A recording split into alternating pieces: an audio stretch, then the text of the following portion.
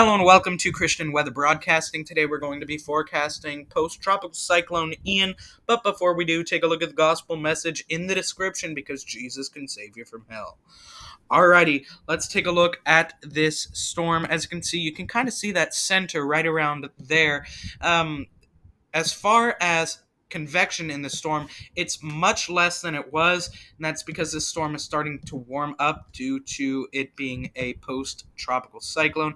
I was a little wrong about what it was earlier, and I do apologize for that. Anyway, 50-mile-an-hour wind, 994 millibar pressure, moving at 15 miles per hour, not 50, that would be extremely fast, moving at 15 miles per hour, so luckily it's moving faster than it was. These are the key messages for the storm. Gusty winds are expected through early Saturday over portions of South Carolina and North Carolina. Ongoing major to record river flooding will continue through next week across portions of central Florida. Considerable flooding is possible across portions of the Carolinas and southeast Virginia. Locally considerable flooding is possible across portions of northeast North Carolina and southern Virginia tonight into early Saturday. So let's take a look at our rainfall potential. As you can see, Roanoke is still expecting some of those higher rainfall potentials, possibly 6 to 10 inches. So if you live around Roanoke, expect some higher rainfall, maybe up around Pittsburgh all the way around to Philadelphia. This whole area we're now expecting 2 to 4 in some areas, maybe even up to 4 to 6 inches of rain. So if you live in these areas, get ready for the possibility of flooding and be ready for gusty winds because as you can see, that tropical storm force wind still exists. The wind field has changed a little bit, but still very large, extending from South Carolina all the way up into Virginia. So if you live in those areas, do expect the possibility of trees falling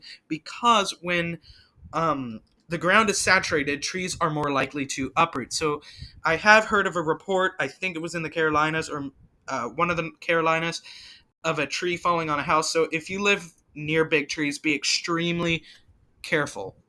Let's look at our flash flooding potential right now. You can see extending from Norfolk, Virginia to around Roanoke and even Raleigh and Durham, North Carolina, are experiencing a moderate 40% chance possibility of those um, of the possibility of flash flooding. So do be careful about that. Let's go to the tornado possibility. There's a marginal chance right now.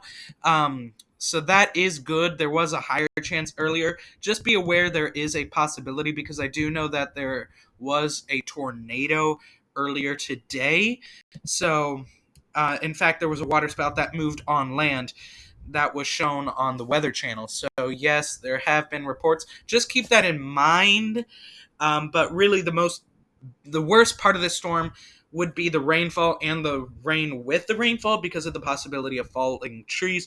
Don't be too scared about this storm. It's not going to be ridiculously bad, but don't play around in it.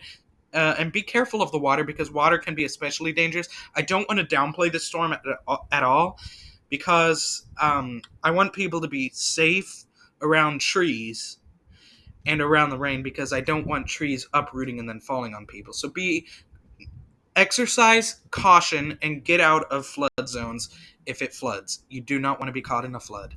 Thank you for watching. This has been Christian Weather Broadcasting.